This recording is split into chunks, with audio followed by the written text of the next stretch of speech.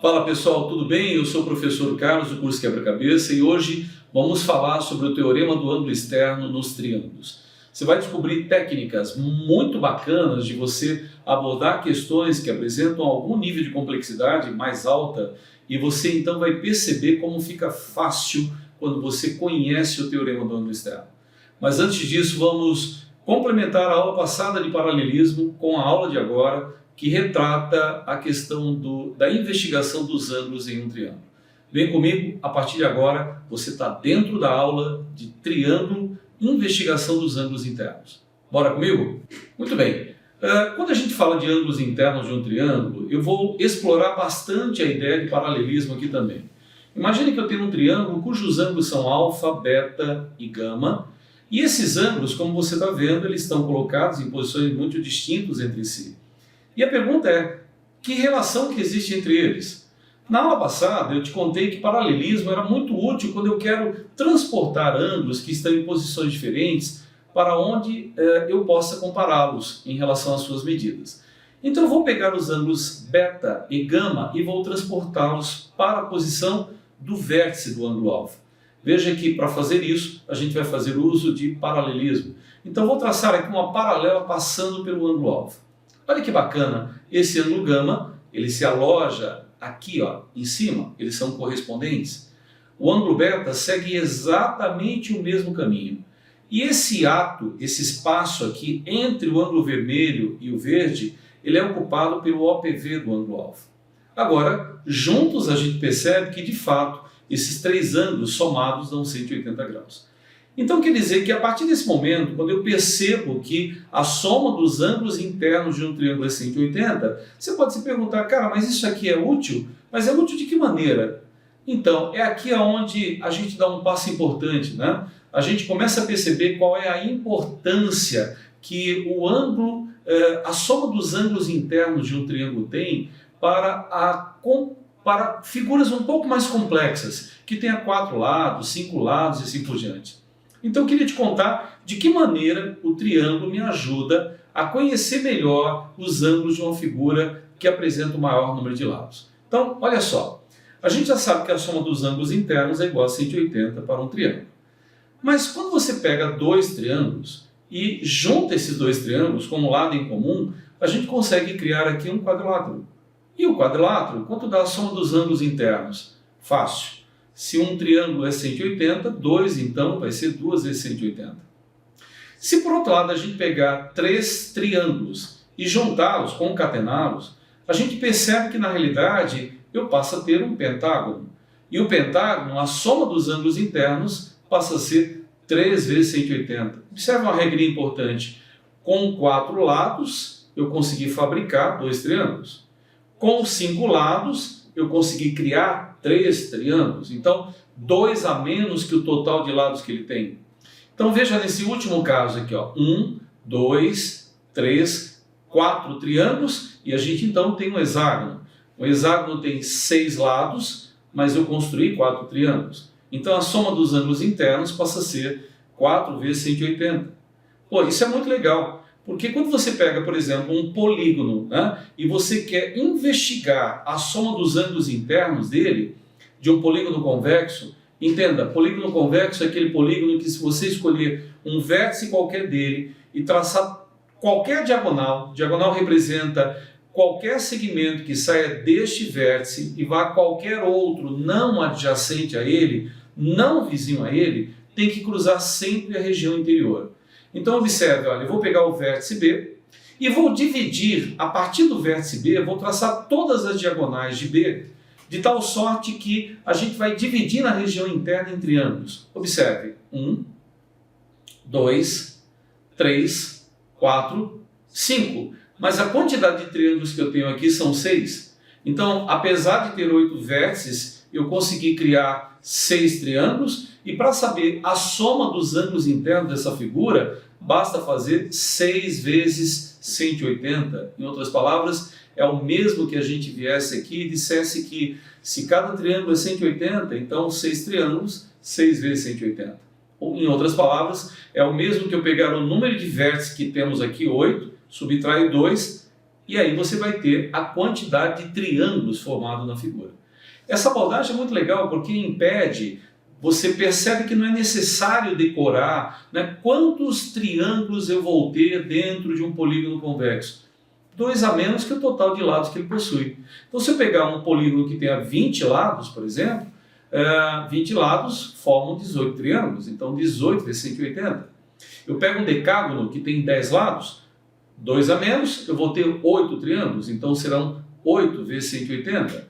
Eu pego um eneágono que tem 9 lados, então a gente vai conseguir fazer 7 triângulos, 2 a menos que o total de lados. Essa é a regra geral.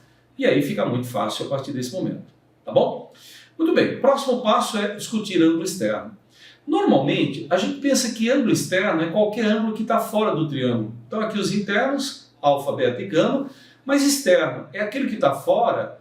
Não. Externo, a gente considera externo todo ângulo que é suplemento do interno.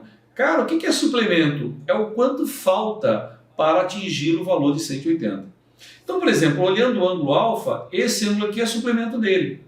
Mas você vai dizer, Carlão, mas poderia também ser esse aqui. Mas aí ele é o OPV, né?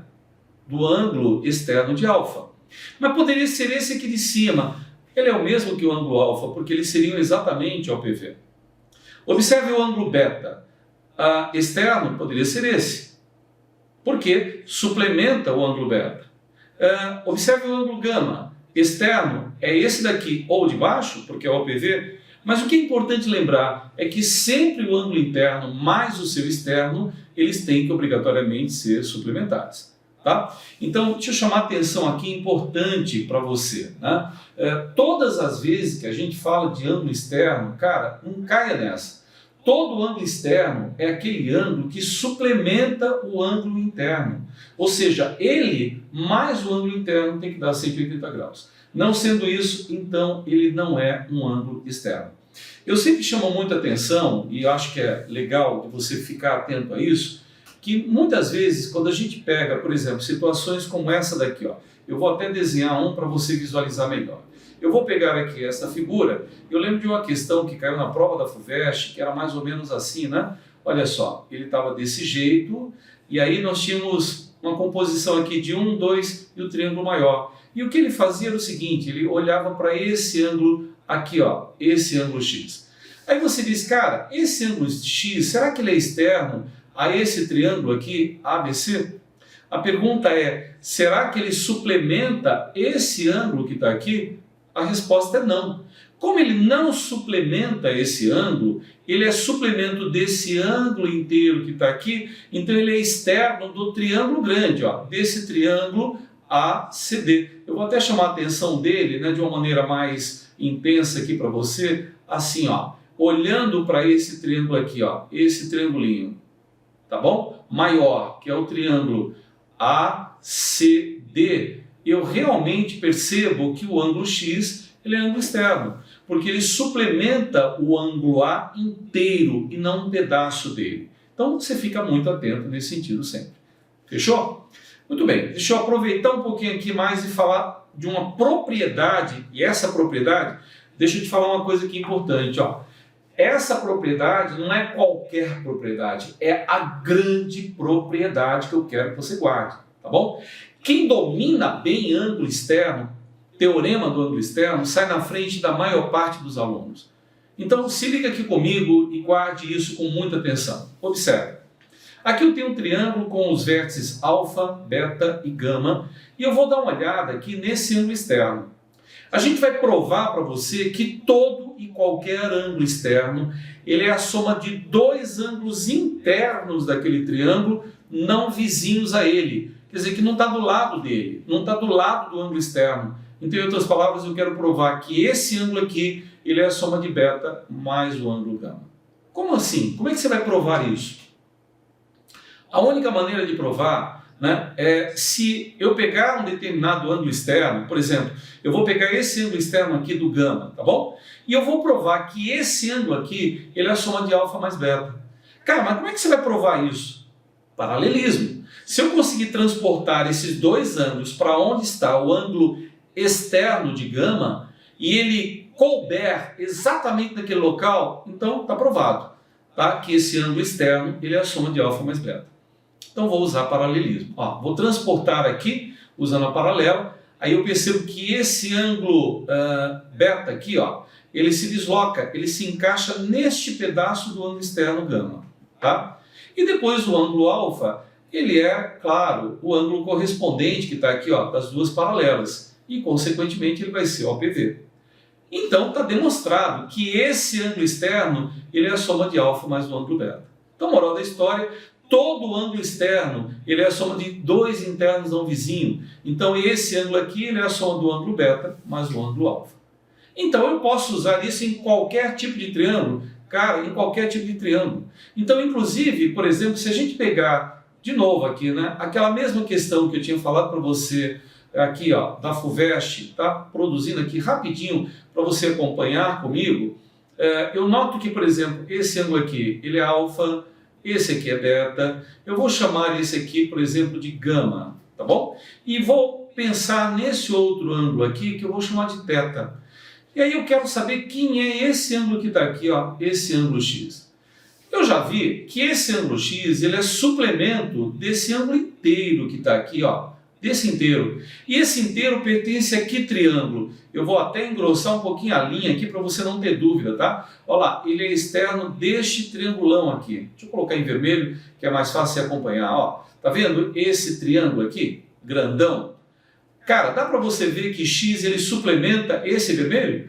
Então quer dizer que esse ângulo x que você está vendo aí na tela, ele nada mais é do que o ângulo beta mais o ângulo gama, ou seja, ele é a soma de dois internos não vizinhos. Ah, legal, Carlão. E esse ângulo que está aqui, ó, ele não está dentro do triângulo aqui, ó, que contém os ângulos θ e gama? Ele está. Mas ao mesmo tempo ele é suplemento desse que está aqui, ó. Então, como ele suplementa, ele está fora deste triangulinho aqui que eu vou pintar em rosa para você, ó. Ele está fora desse triângulo, tá bom? Olha lá, ele suplementa o ângulo azul, mas ele está fora dele, então ele é externo desse triângulo. Então, como ele é externo, quanto ele vale? Ele é a soma de dois internos não vizinhos, então ele é beta mais o ângulo alfa. Então essa é a ideia do ângulo externo. A gente explora ele pra caramba, né, nas figuras geométricas quando eu estou em busca dos ângulos em um triângulo. Você vai ver comigo numa próxima aula que a gente vai resolver várias questões em que eu vou abordar essa ideia de ângulo externo. Aí você vai ficar craque, não tenha dúvida, tá bom? Então voltando aqui, pessoal, na soma, vamos falar um pouquinho agora da soma dos ângulos externos. Olha só, eu sei que esse ângulo aqui é externo, esse aqui também é, e esse aqui é outro. Três ângulos externos de um triângulo. Quanto dá a soma deles? Né? E a gente vai provar que não é só para o triângulo. A parte mais legal aqui é que eu vou te provar que serve para o triângulo, que serve também para todos os polígonos convexos. Ó, não sei se você prestou atenção no que eu estou te falando. Eu vou provar que a soma dos ângulos externos de um triângulo, o valor que eu encontrar não é só para o triângulo, é para qualquer polígono convexo. Serve para o quadrilátero, serve para o pentágono, hexágono, heptágono, decágono, icoságono, mas ele tem que ser convexo. O que é o convexo? É aquele polígono onde, quando você cruza uma diagonal, ela tem que passar pela região interna do polígono. Tá bom? Eu vou falar daqui a pouquinho com mais cuidado sobre isso. Nesse meio tempo, dá uma olhada de volta aqui comigo, tá? Na ideia da soma dos ângulos externos. Como são três vértices que estão em posições diferentes, eu vou conduzir aqui uma paralela e vou transportar os ângulos aqui, ó, externo de gama, externo de beta, eu vou levá-los aqui para cima. Observe, olha, esse ângulo aqui, olha onde ele encaixa, tá? Aqui em cima. Mas em contrapartida, observe que ele é OPV desse ângulo aqui. E aí o outro ângulo externo, ele cabe lá em cima. E dessa maneira, você está vendo que os três ângulos externos agora, eles dão 2 vezes 180 graus. Então é válido que a soma dos ângulos externos é sempre igual a 360 graus para qualquer polígono considerado polígono convexo. Eu falei que ia falar de polígono convexo para você, né? Isso daqui, ó, ele é um polígono convexo, tá, gente? Ó, observe, ó. Convexo, por quê? Se eu traçar qualquer diagonal aqui, ó, pego essa diagonal aqui, traço, ela cruza a região interna, tá? Essa daqui também cruza a região interna, essa outra, essa daqui, tá? Essa daqui, ou seja, todas as diagonais, elas cruzam a região interna. Então eu digo que esse polígono aqui, ele é um polígono convexo. E aí ele tem a propriedade que todos os ângulos externos dele, toda a soma dos ângulos externos, né, equivale a 360 graus. Mas quando você pega um polígono assim, olha, esse aqui é bem feio, né? Olha só o jeitão dele. E aí você escolhe, de repente, aqui esse vértice aqui em cima. E se você resolver traçar a diagonal que vai deste vértice até essa daqui, vou até colocar em vermelho, né, para ficar mais fácil de você ver, ó, ele cruza a região externa. Não é a região de dentro do polígono. Então o que acontece? A gente chama ele de polígono côncavo. E o polígono côncavo, Carlos, tem alguma propriedade? Tem propriedades, mas não para o curso de geometria plana. Então não é aquele polígono que você pode, por exemplo, dizer que a soma dos ângulos externos é 360, que você pode aproveitar tudo que a gente está importando, né, trazendo do triângulo para cá. Então deixa ele de lado. É como se eu dissesse o seguinte, ó, os polígonos côncavos não serão objeto de estudo no ensino médio e não carregam propriedades que sejam propriedades definitivas, tá bom? Eu quero falar de um polígono convexo qualquer e vou te mostrar isso também, ó.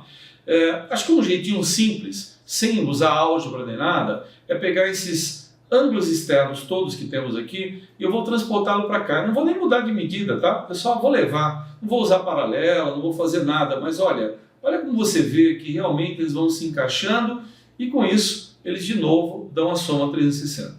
Isso é para o pentágono? Não, isso é para qualquer tipo de figura. Guarde isso, tenha isso em mente. Qualquer tipo de polígono convexo tem essa propriedade. Tá bom? Muito bem, para encerrar esse nosso trabalho, eu quero te contar o seguinte. Muitas vezes, quando você está trabalhando com questões que são um pouco mais, assim, mais contundentes, o triângulo isósceles ele aparece. E o triângulo isósceles é um dos triângulos mais importantes que a gente tem na geometria. Mas por que ele é tão relevante? Ele é um triângulo muito forte, ele te dá iniciativas muito importantes que você pode, de repente, criá-lo numa figura e a partir dele gerar uma série de propriedades, como você vai ver daqui a pouquinho comigo. Então vamos lá, ó. Retomando aqui com você, o triângulo isósceles é isso aqui. Um triângulo isósceles é um triângulo que pelo menos tem dois lados congruentes. O lado desigual dele, a gente dá o nome de base. Por que base? Base me lembra a base de uma casa, é onde a gente coloca os móveis e assim por diante. Então quando eu digo base do triângulo, é porque sobre essa base estão colocados os ângulos que têm a mesma medida. Tá bom? É um triângulo tão importante que quando você desce a altura dele, é aquele segmento que sai do vértice, vai até o lado oposto e forma com ele um ângulo 90 graus, ele cai no ponto médio da base. E como ele cai no ponto médio da base, ele está dividindo a base em duas partes iguais. O ITA certa vez fez uma questão que depois se tornou muito popular aí nos vestibulares de maneira geral, que é uma figura como essa daqui, em que ele diz que AB é igual a AC, ou seja, o segmento AB e o segmento AC são iguais. É para te contar que eu tenho ali um triângulo isósceles, né, em que o lado AB e o lado AC são congruentes. Depois ele disse o seguinte, olha, os segmentos em medida em vermelho são todos iguais. Então ele está me contando que o triângulo ADB é isósceles, o triângulo CBD também é isósceles. E ele perguntava qual é a medida do ângulo X. Muita gente diz assim, como assim? Como é que eu vou determinar um ângulo se eu não tenho nenhum ângulo de partida, né, no qual eu possa me apoiar? Muito doido, né? Então, esse é um padrão de questão muito comum nos vestibulares que eu quero te ensinar como resolver isso bem. Olha que legal. Como você sabe, toda informação na geometria eu uso uma única vez e vou descartar. Então, o fato dele dizer que o segmento AD e o segmento BD são iguais, garante que esse triângulo é isósceles, o lado AB é base e sobre a base os ângulos são iguais. Como um ângulo da base é x, o outro ângulo também é igual a x. O que mais? Agora eu vou descartar essa informação que eu já usei e venho para o triângulo de baixo, em que BD e CB são iguais, essas medidas. Então esse triângulo também é isósceles.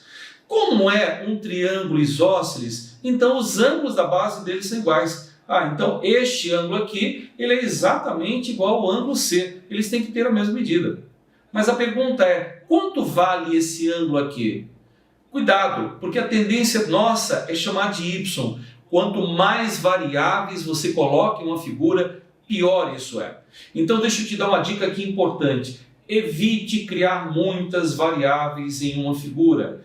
Porque duas variáveis impõem o quê? Duas equações, você começa a montar um sistema. Três variáveis, eu preciso de três equações. Então vai ficando complicado de você lidar com o problema. Então tente evitar fazer isso.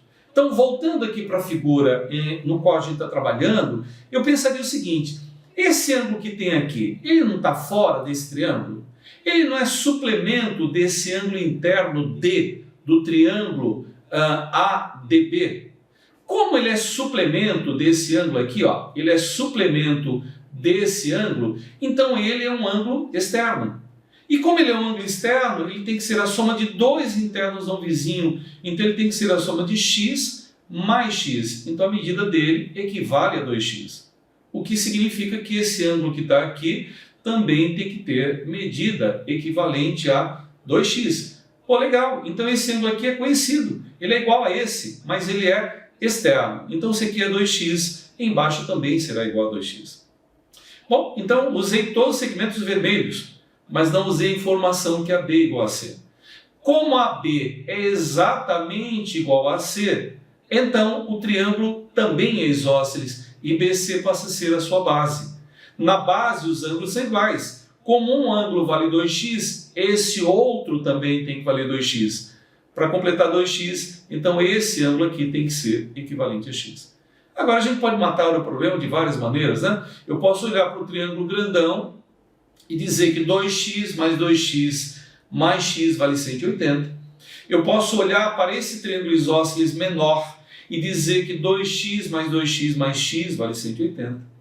Eu também posso, por exemplo, aqui, ó, eu até queria chamar a atenção sua, ó, esse aqui também é um ângulo externo, né? Porém, agora desse triângulo que está aqui embaixo, então como ele é também um ângulo externo, já que ele é suplemento de 2x, ele é a soma de x mais 2x, né? Então ele equivale a x mais 2x. E aí você pode dizer agora que esse ângulo mais esse daqui juntos, ou seja, 5x equivale a 180. Então você tem vários caminhos, né? O fato é que você vai encontrar que o nosso x equivale a 36 graus. E matamos a questão. Um dado legal para você ver a importância do triângulo isósceles é quando você pega uma circunferência que tem uma corda. Uma corda é um segmento que tem extremos na circunferência. O que o examinador quer que você faça quando tem uma corda? O que você pode fazer aqui? Uma coisa que você pode fazer, que você deve, é conectar o ponto O até o ponto A e o ponto O até o ponto B. Qual é a vantagem? É que você agora passa a ter um triângulo isósceles. E aí, quando tem um triângulo isósceles, de repente pode ser o que faltava para você iniciar a resolução do nosso problema. Tá legal?